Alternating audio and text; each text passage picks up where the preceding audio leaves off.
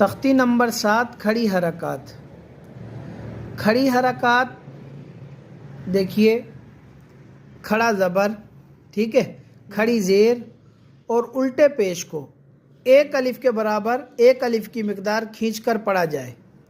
کھڑا زبر الف مدہ کی جگہ، کھڑی زیر یا مدہ کی جگہ، الٹا پیش واو مدہ کی جگہ ہے.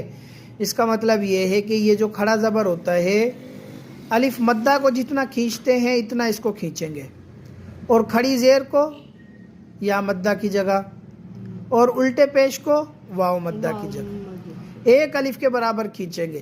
جیسے با کھڑا زبر با، با کھڑا زبر با، با کھڑی زیر بی، با کھڑی زیر بی، با الٹا پیش بو، با الٹا پیش بو، با با بی بی بو.